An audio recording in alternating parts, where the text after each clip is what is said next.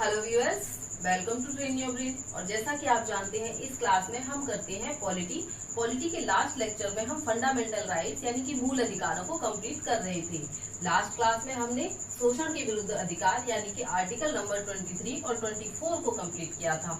और आज की क्लास में हम करने वाले हैं धार्मिक स्वतंत्रता का अधिकार। हमारे कॉन्स्टिट्यूशन में हमें धार्मिक स्वतंत्रता, हमारे धर्म से रिलेटेड क्या क्या स्वतंत्रताएं दी गई हैं, उसके बारे में हम पढ़ने वाले हैं। तो आज की क्लास में हम पढ़ने वाले हैं धार्मिक स्वतंत्रता का अधिकार। तो चलिए स्टार्ट कर लेते हैं। पूरी क्लास के लास्ट तक बने रहेंगे, तभी आपको कंप्लीट ये आर्टिकल नंबर 25 से 28 तक समझ में आएंगे। चलिए स्टार्ट करते हैं। तो धर्म की स्वतंत्रता यानी कि धर्म की बात हो रही है यहाँ पे। अगर हम धर्म की बात करें तो धर्म प्राचीन काल से ही चला आ रहा है, किसी न किसी रूप में हमारे साथ जुड़ा हुआ है। चाहे कितने ही डेवलपमेंट हुए, कितने राज्य बने, कितने अन्य प्रदेश बने, कुछ भी हुआ, कितना भी डेवलपमेंट हुआ, लेकिन धर्म हमसे किसी न किसी रूप में जुड़ा हुआ है। चाहे उसका स्वरूप बदल गया, हमारी मान्यताएं बदल गई, लेकिन धर्म जुड़ा रहता है। धर्म की बहुत ही आस्था है लोगों में, इसीलिए इसको अलग नहीं किया जा सकता।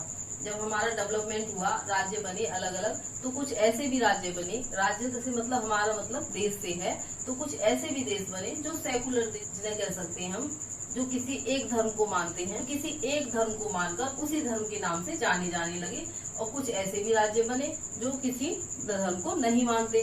जैसे हमारे भारत के सामने भी एक प्रश्न था कि वो या तो किसी एक धर्म को मानकर उसी धर्म के नाम से जाना जाए, यानी कि हिंदू राष्ट्र बन जाए, या मुस्लिम राष्ट्र बन जाए, या क्रिश्चियन राष्ट्र बन जाए, या मतलब किसी भी धर्म को मानकर उसी धर्म के नाम से जाना जाए। दूसरा रास्ता ये था कि वो किसी भी धर्म को ना मानकर सभी धर्मों को समान इम्पोर्टेंस दे, इक्वल इम्पोर्टेंस दे, और भारत का कोई धर्म नहीं, जैसा कि आप प्रस्तावना में भी पढ़ते हैं, धर्मनिरपेक्ष।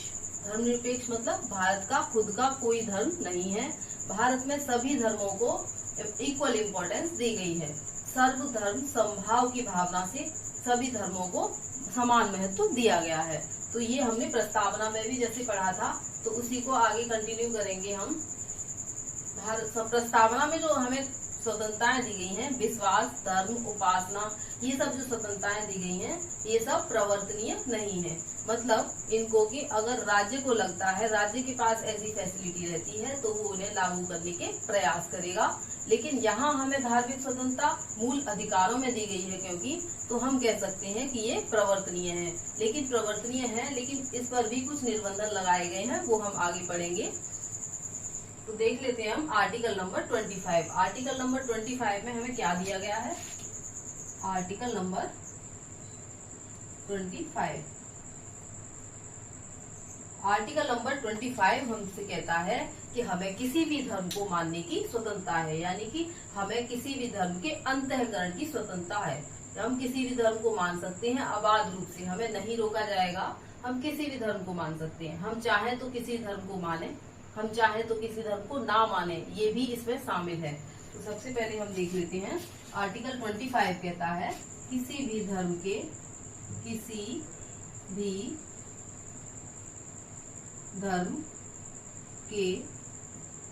अंतःकरण की स्वतंत्रता।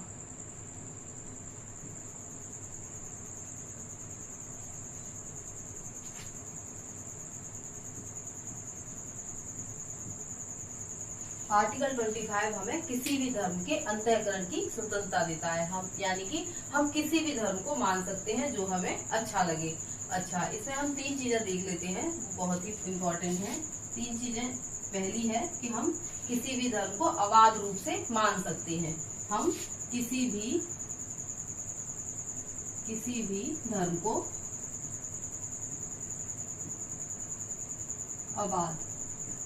अबाध मतलब उस पर कोई भी रोक नहीं लगाई जाएगी, अबाध रूप से मान सकते हैं।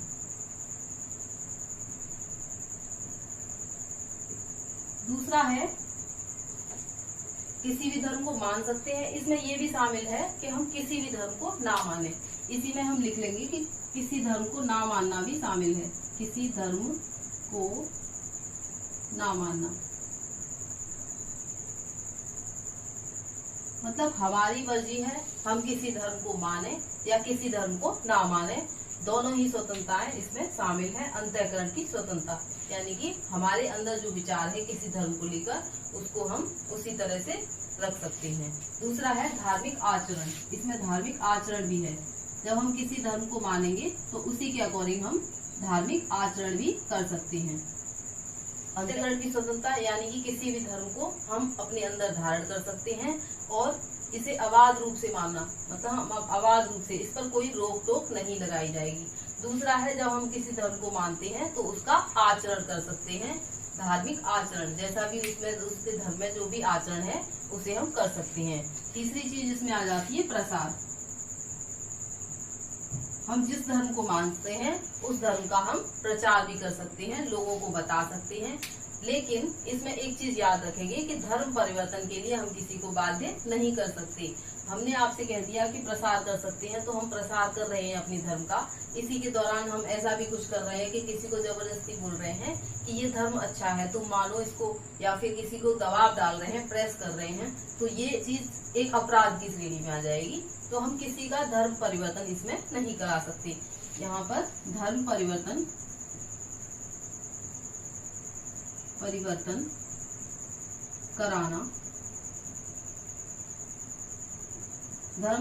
कराना शामिल नहीं है, यानी कि हम धर्म परिवर्तन के लिए बाध्य नहीं कर सकते। बाध्य यहाँ लिख लेंगे, बाध्य नहीं कर सकते। धर्म परिवर्तन के लिए वो व्यक्ति खुद से एग्री होना चाहिए, यानी कि आप उसे अपने धर्म के बारे में बता सकते हैं कि हमारे धर्म में ये है। अगर उसे पसंद आ जाता है तो वो अपने विचारों के अकॉर्डिंग उसे मान सकता है, आप बाध्य नहीं कर सकते। अगर आप बाध्य करते हैं तो वो एक अपराध की श्रेणी में चला जाएगा। तो आर्टिकल 25 हमें कहता है किसी धर्म के अंतःकरण की स्वतंत्रता है, यानी कि हम उसे अबाध रूप से मान सकते हैं, धार्मिक आचरण कर सकते हैं और प्रसार कर सकते हैं। लेकिन इसके अलावा पर कुछ निर्बंधन यानी कि कुछ रोक भी लगाई गई है। तो वो लगाई गई है आर्टिकल नंबर 25 1। आर्टिकल नंबर 25 में इन्हीं धार्मिक स्वतंत्रता पर कुछ निर्बंधन लगाया गया है। निर्बंधन, कौन सा निर्बंधन लगाया गया है? इसके लिए 3 इम्पोर्टेंट फैक्ट होते हैं, किन किन आधार पर लगाए गए हैं ये निर्बंधन। एक तो लगाया गया है लोक हित में, जब भी किसी लोक हित की बात आएगी तो आपकी धार्मिक स्वतंत्रता को, इस धार्मिक स्वतंत्रता को सीमित किया जा सकता है। सदाचार की बात आएगी तब आपकी धार्मिक स्वतंत्रता को सीमित किया जा सकता है, या फिर किसी का हेल्थ इफेक्ट हो रही होगी इससे, तब भी आपके धार्मिक स्वतंत्रता को सीमित किया जा सकता है। तो हम यहाँ लिख लेंगे लोकहित, जब भी लोकहित की बात होगी तो आपकी धार्मिक स्वतंत्रता को सीमित किया जा सकता है। दूसरा सदाचार के आधार पर, सदाचार। तीसरा स्वास्थ्य के आधार पर। तो ये 3 इम्पोर्टेंट फैक्ट हैं इसके, कि निर्बंधन जो लगाया जाएगा इन 3 इम्पोर्टेंट फैक्ट के आधार पर लगाया जाएगा। ओके, जब भी लोकहित की बात आएगी, मतलब आप कुछ ऐसा कर रहे हैं अपने धर्म में, अपने धर्म के आचरण में, प्रसार में कुछ ऐसा कर रहे हैं कि जिससे कि लोकहित में बाधा उत्पन्न हो रही है, सदाचार में बाधा उत्पन्न हो रही है, या किसी के स्वास्थ्य पर इफेक्ट पड़ता है। जैसे कि आप देखते हैं कुछ धार्मिक आयोजन किए जा रहे हैं तो उनमें हम लाउड स्पीकर बजा रहे हैं बहुत सारे, तो उससे लोगों को स्वास्थ्य पर इफेक्ट पड़ रहा है, तो वहाँ पर आपकी इस धार्मिक स्वतंत्रता को सीमित किया जा सकता है। जैसे कि आपने देखा होगा कुछ धार्मिक आयोजन हो रहे हैं, वहाँ लाउड स्पीकर बज रहा है, तो वहाँ पर किसी के स्वास्थ्य पर इस चीज से इफेक्ट पड़ रहा है, तो कई बार स्वास्थ्य को ध्यान में रखते हुए उन लाउड स्पीकर पर प्रतिबंध लगा दिया जा सकता है। अब आप कहेंगे ये फंडामेंटल राइट में है, तो क्या हम इसके खिलाफ सुप्रीम कोर्ट जा सकते हैं? तो नहीं जा सकते, क्योंकि इस पर निर्बंधन आरोपित किया गया है। इन तीनों के परिप्रेक्ष्य में जब भी निर्बंधन आरोपित किया जाएगा तो आप सुप्रीम कोर्ट नहीं जा सकते इस धर्म की स्वतंत्रता के लिए। ओके, तो ये सारा निर्बंधन आप याद रखेंगे। निर्बंधन केवल 3 ही इसके तत्व बताए हैं, इनके आधार पर ही आरोपित किया जाएगा। एक तो लोकहित में, दूसरा सदाचार में, और तीसरा स्वास्थ्य की बात आएगी तब भी हम अपने धार्मिक अधिकारों को सीमित हो सकते हैं, हमारे धार्मिक अधिकार। दूसरा हम देखते हैं आर्टिकल नंबर 25(2). आर्टिकल नंबर 25(2) हमें धार्मिक क्रियाकलापों को नियमित करने की बात कहता है। ओके, तो आर्टिकल नंबर 25(2) धार्मिक क्रियाकलापों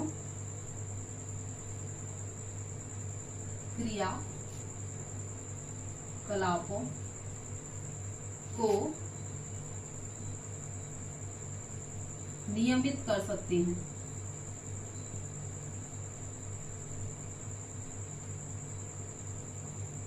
यानी कि हम जिस भी धर्म को मानते हैं उससे रिलेटेड जो भी हमारे धार्मिक क्रियाकलाप हैं उन्हें हम नियमित कर सकते हैं, उन्हें हम कर सकते हैं। मतलब कहने का मतलब ये हुआ, उन्हें हम आगे प्रसारित कर सकते हैं।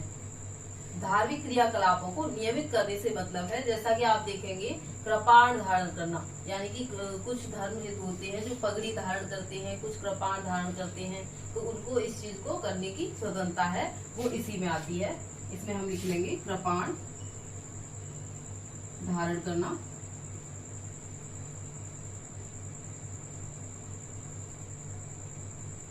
ये सब बात करी जाए हिंदू धर्म में हम सिख, बौद्ध और जो भी जैन धर्म है इन तीनों को भी शामिल करते हैं। ये भी इसमें बताया गया है। धार्मिक क्रियाकलापों को हम नियमित कर सकते हैं। ये हो गया हमारा आर्टिकल नंबर 25(2). नेक्स्ट हम देखते हैं आर्टिकल नंबर 26 में क्या कहा गया है। आर्टिकल नंबर 26 में बताया हमें धार्मिक कार्यों का प्रबंधन। हम धार्मिक कार्यों का प्रबंधन कैसे कैसे कर सकते हैं, तो उसके बारे में है आर्टिकल नंबर 26। चलिए देख लेते हैं। आर्टिकल नंबर 26 कहता है धार्मिक कार्यों का प्रबंधन। हमें धार्मिक कार्यों के प्रबंधन की स्वतंत्रता है। धार्मिक कार्यों के प्रबंधन की स्वतंत्रता। ओके, तो आर्टिकल नंबर 26 क्या कहता है, हमें धार्मिक कार्यों के प्रबंधन की स्वतंत्रता है। धार्मिक कार्य का प्रबंधन मतलब हम कोई भी धार्मिक कार्य कर रहे हैं, ये जो हमारा अधिकार है ये किसी व्यक्ति के लिए नहीं है, ये एक सामूहिक अधिकार है जो एक ग्रुप पर लागू होता है। एक जो हमारा ग्रुप बना हुआ है, हमारे धर्म के कुछ संस्थान बने हुए हैं उन पर लागू होता है। जैसे कि हम इसमें क्या कर सकते हैं, सबसे पहली बात हम इसमें कर सकते हैं धर्मार्थ जो भी संस्थान स्थापित किए जा रहे हैं, या चैरिटेबल ट्रस्ट स्थापित कर सकते हैं। धर्मार्थ संस्थान या चैरिटेबल ट्रस्ट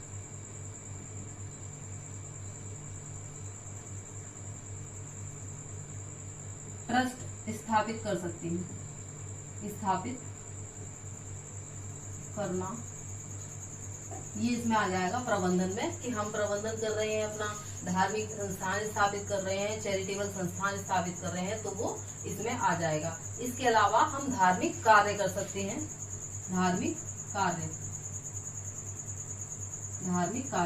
धार्मिक कार्य जैसे कि हमारे धर्म में अगर दुर्गा पूजा होती है तो हम दुर्गा पूजा का प्रबंधन कर रहे हैं कि किस किस तरह से उसको मैनेजमेंट किया जाएगा। ऐसे ही अन्य जितने भी आयोजन किए जा रहे हैं अलग अलग धर्मों में, तो वो सब धार्मिक कार्यों में आ जाएगा, वो सब हम कर सकते हैं। फॉर एग्जाम्पल दुर्गा पूजा।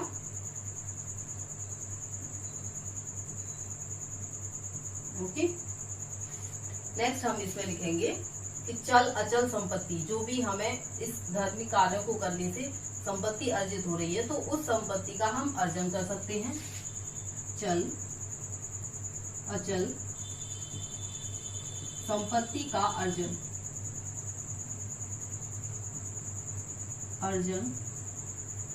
एवं स्वामित्व। तो इस चीज से हमें जो भी हमारे ट्रस्ट से, संस्थान स्थापित करने से या धार्मिक संस्थानों को स्थापित करने से हमें अगर कोई संपत्ति प्राप्त हो रही है, चल या अचल हो वो, हम उसे अर्जित कर सकते हैं और उस पर स्वामित्व भी धारण कर सकते हैं। दूसरा कि हम विधि के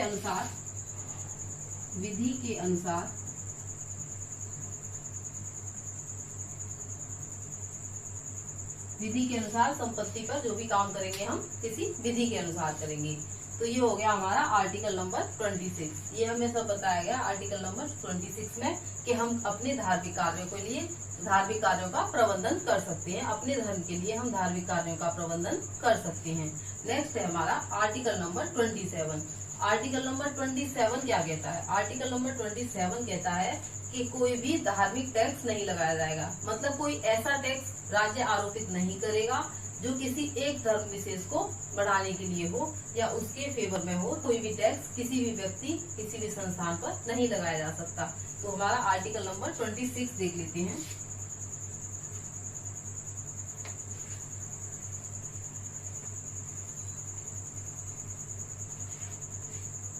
आर्टिकल नंबर 27।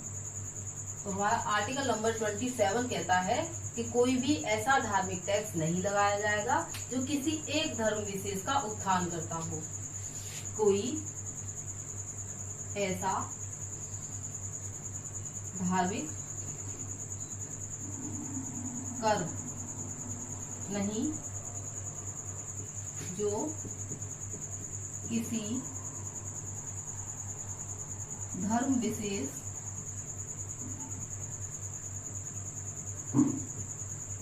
का उत्थान करता हो। तो राज्य कोई ऐसा टैक्स नहीं लगा सकता जो किसी एक धर्म विशेष के लिए हो। ओके, तो ये है हमारा आर्टिकल नंबर 27।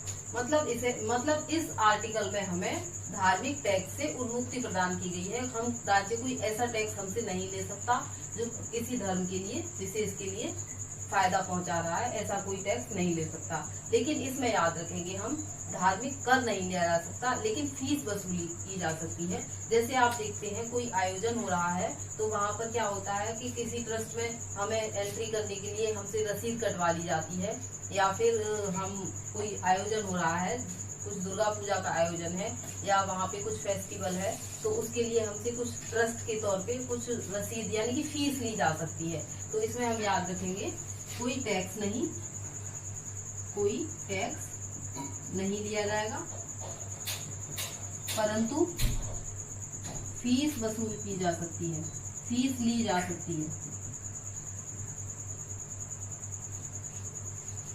तो ये हो गया हमारा आर्टिकल नंबर 27। नेक्स्ट हम देखते हैं आर्टिकल नंबर 28।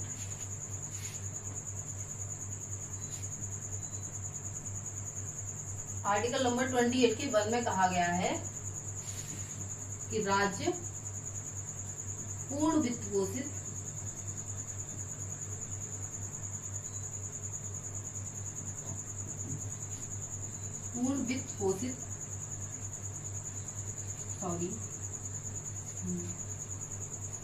आर्टिकल नंबर 28 के 1 में कहा गया है कि राज्य द्वारा पूर्ण वित्त पोषित जो भी संस्थान है उनमें कोई धार्मिक शिक्षा नहीं दी जाएगी।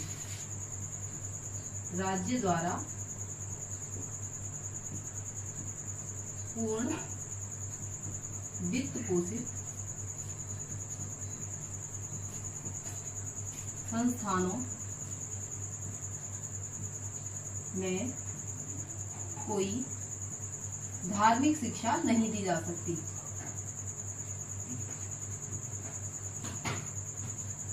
ओके, तो आर्टिकल नंबर 28 का 1 हमें कहता है कि राज्य से वित्त पोषित जितनी भी संस्थाएं होंगी उनमें हम कोई धार्मिक शिक्षा नहीं दे सकते। दूसरा हमारा आर्टिकल नंबर 28 का 2, इसमें कहा गया है कि धर्मस्व या फिर हमें कोई धर्मस्व संस्थान स्थापित किए गए हैं या फिर कोई ट्रस्ट स्थापित किए गए हैं, तो उन ट्रस्ट के द्वारा हम कोई भी धार्मिक शिक्षा दे सकते हैं। जब भी कोई धर्मस्व संस्थान या ट्रस्ट स्थापित किए गए हैं और वो स्पेशली उसी धार्मिक शिक्षा के लिए स्थापित किए गए हैं, तो वहां पर धार्मिक शिक्षा दी जा सकती है। आर्टिकल नंबर 28 के 3 में हम देखते हैं कि राज्य द्वारा मान्यता प्राप्त या सहायता प्राप्त जो भी संस्थान है उनमें हम कोई भी ऐसी धार्मिक शिक्षा दे सकते हैं, लेकिन उन धार्मिक शिक्षा के लिए उन्हें बाध्य नहीं किया जाएगा। जो भी उसमें प्रवेश ले रहे हैं उसे बाध्य नहीं किया जा सकता। तो यहाँ लिख लेंगे राज्य द्वारा मान्यता प्राप्त प्लस सहायता प्राप्त, मतलब उसे मान्यता भी मिली है और सहायता भी मिली है, तो ऐसे संस्थानों में हम धार्मिक शिक्षा दे सकते हैं। धार्मिक शिक्षा दे सकते हैं, लेकिन यहाँ याद रखेंगे कि हम धार्मिक शिक्षा के लिए किसी को बाध्य नहीं कर सकते हैं। यहाँ हम देखेंगे कि धार्मिक शिक्षा के लिए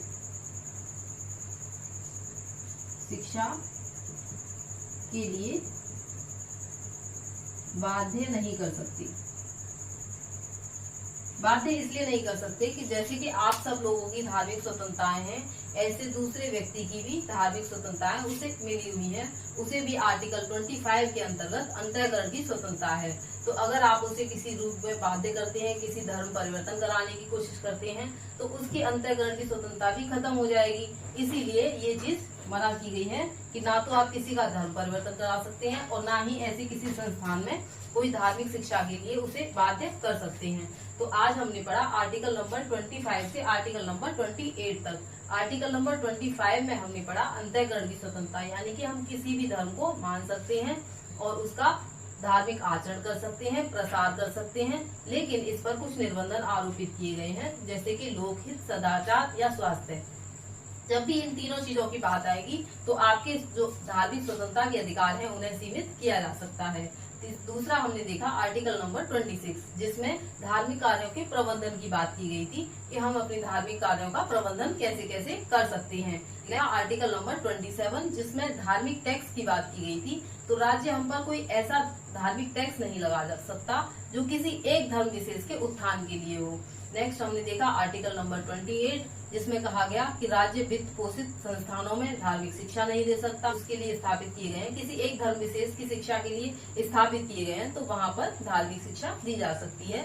लेकिन जो संस्थान जो राज्य द्वारा मान्यता प्राप्त है, सहायता प्राप्त है, वहाँ पर हम धार्मिक शिक्षा दे सकते हैं, लेकिन किसी को बाध्य नहीं कर सकते। ये हमने आर्टिकल नंबर 25 से लेकर आर्टिकल नंबर 28 तक कंप्लीट डिस्कस किया। आई होप कि आपको समझ में आया होगा। अगर क्लास आपको अच्छी लगती है तो इसे please like, share and subscribe करें। Thanks for watching train your brain.